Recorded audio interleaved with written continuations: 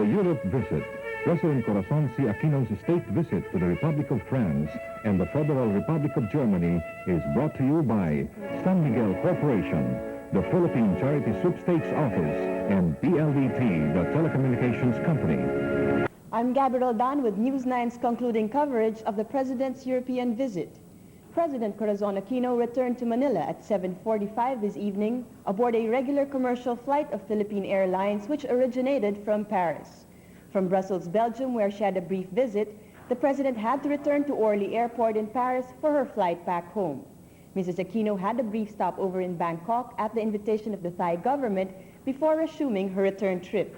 At the Ninoy Aquino International Airport, she reported on the outcome of her visit to Europe. On your screens, ladies and gentlemen, President Corazon Aquino, accompanied by Executive Secretary Catalina Macaraig, and right behind President Aquino is the chief of the Malacanang Protocol, Ambassador Barrera, who accompanied the President to her trip to the three countries in Europe, West Germany, France, and Belgium. The President last trip to Europe was in Belgium, where she met Mr. Jacques Delors of the European Commission, and this is an occasion for the President to discuss the participation of the EC in the various economic activities of the Philippines. The President now walking over the red carpet, brief military honors at that part of the Ninoy Aquino International Airport, the hallway leading to the holding area. And I can see now the President meeting the members of the welcoming party, man. That's the right. rest of those officials. Yes, I do, and they are headed, of course, by former President Diosdado Macapagal, Speaker of the House, Ramon Mitra. We also have, of course, Chief Justice Marcelo Fernan, Secretary of Defense Fidel Ramos, Secretary of Labor Franklin Drilon, Secretary Miriam Defensor Santiago of the Department of Agrarian Reform, Secretary Mita Pardo de Tavera, the Department of Welfare and Social Services, and of course General Renato de Villa, Armed Forces Chief of Staff. Other welcomers include General Rodolfo Biason of the NCRDC, Governor Elfren Cruz of the Metro Manila Commission, Ambassador Manuel Yan, the Undersecretary of the Department of Foreign Affairs, Michel Primus, he's the Chargé d'Affaires of France, Dr. Edmund Dapwitz, the Chargé d'Affaires of the Federal Republic of Germany, His Excellency Bishop Bruno Tortiliani, Dean of the Diplomatic Corps, and we also have, of course, Rene Reyes of the Transportation and Communications, Budget Secretary Guillermo Carage, Justice Secretary Cedri Ordonez, and of course the family of President Corazon Aquino, headed by the children Balsi and Eldon Cruz, Chris, Pinky and Manolo Abellado, and son Noynoy. Okay, before we hear the President's report to the nation after her three-nation, one-week trip to Europe, we would like to briefly give our audience a sum-up, so to say, of the economic package that will be brought home by Her Excellency. It's 4.77 billion pesos, and from the Federal Republic of Germany, the West German government pledged a total of 110 Deutschmark. 60 million in concessional loan, 20 million Deutschmarks in grants, 5 million in special projects, and 25 million for NGOs or non-governmental organizations. And then we have 350 million French francs from the French government.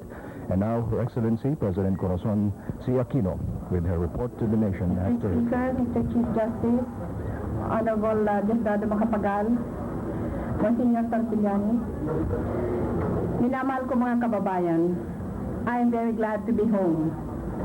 In the span of a week, Germany, France, Belgium, and the European community learned more about the Philippines than they had in years. They hailed our democracy and admired our courage and sense of honor. They congratulated us for performing so well amidst difficulties so great.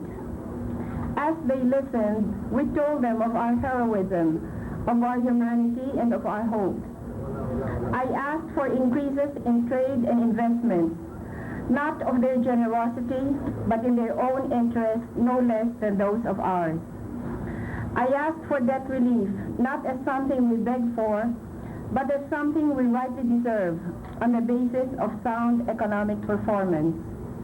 I spoke of human rights and convinced them of our commitment to effectively uphold them. I invited them to share with us the rich future of the coming age of the Pacific.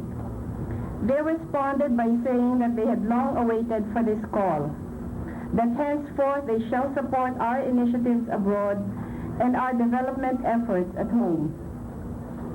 They want us proven right that democracy brings sustained economic gains for people in developing countries.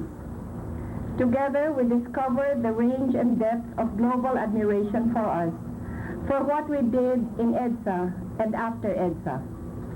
I was ably helped by Senator Paterno and Congressman Ramon Magasig Jr. and the rest of my official party. The Philippine business delegation did so well and met with unexpectedly large numbers of European businessmen all throughout. I also thank Mr. Dante Santos and our flag carrier, the Philippine Airlines, our embassy and consulate people in the host countries, and most especially our Filipino communities, with whom I met and who greeted me so warmly. Sa inyong lahat, maraming salamat po at nakabalik ako dito ng maluwalhati at nasa mabuting kalagayan ang ating bansa. Alam po ninyo, nung nandun ako sa Pransya, sabi sa akin ni President Mitterrand, ikaw, Cory, kilala ka, pero ang Pilipinas hindi pa masyadong kilala, kaya kailangan magsalita ka rito na madalas sabihin mo sa mga naririto sa Europe kung ano nga ang Pilipinas, kung anong nagawa ninyo ron. At nang malaman naman nila na dahil maski marami kayong kahirapan doon at maraming kailangan pa kayong gawin, ay talagang nananatili pa rin ang demokrasya. Ako po ay tuwan-tuwa na sa lahat ng pagkakataon, binigyan tayo ng special honor. I was always seated in the first row. I don't know if it was because of my height, but anyway, we were given very important recognition, and for this, I am very grateful. So maraming salamat po at magandang gabi sa inyo lahat. Corazon Aquino, and Bert, as she had mentioned, she was very warmly received in Europe. Yes, Man. See, it's not only that aspect of the visit, but it is the fact that we have presented to the countries in Europe the democracy, the steps you are taking to strengthen that democracy in the Philippines. When we talk about achievements, there are also intangible achievements that cannot be measured in terms of Deutschmark and French francs, right, as the President would say. And when you really think about it, the President's visit has been anchored on her performance here at home. The visit is not a disjointed effort. As a matter of fact, it comes as a logical sequence to the impressive economic gains she has made here at home. Hello. Welcome back, sir. Yes, I think It's nice to be back. Yes, Mr. Secretary, I wonder if you could face the camera first. Yes. We understand that the President stopped over in Bangkok on the way to Manila, and Yes. we understand that the President also had a brief meeting with ranking officials of the Thai government. Could you kindly brief us on what took place during that discussion? In Bangkok, the President and her party made a brief stopover, and we were met by the Deputy Prime Minister of Thailand, Deputy Prime Minister Pong Sarasin, and his wife and other high-ranking officials of the Thai government. The Prime Minister of Thailand was in the province observing a religious ritual, a Buddhist religious ritual, since it's the Lenten season. We had lunch with the Deputy Prime Minister and the other officials who welcomed us, and after the lunch we came back to Manila.